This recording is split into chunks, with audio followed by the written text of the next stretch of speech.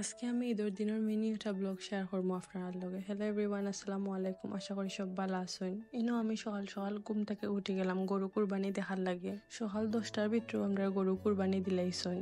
কুরবানি দেওয়ার সময় গরু খুব বেশি ফালাফালি করে, তো অনেক মানুষে কষ্ট করে ইনো মিলিয়ে কুরবানি দিছইন। এরপরে আমরা সকালে কিছু নাস্তা করলাম, চা খাইলাম, পিঠা খাইলাম।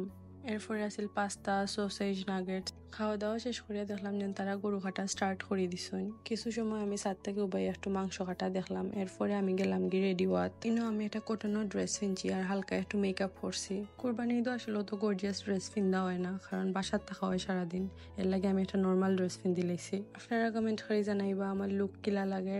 এরপরে আমি গেলাম গিয়ে বাসার ছাদও গিয়া কিছু ছবি তুললাম, ভিডিও বানাইলাম।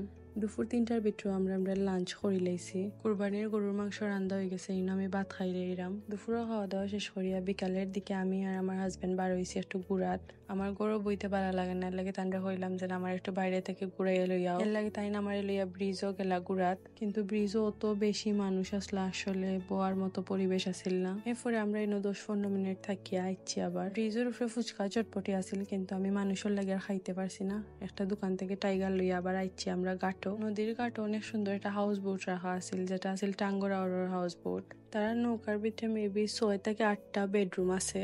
আবার বেডরুমের লগে এসিও পাইবা, অ্যাটাচ ওয়াশরুমও আছে।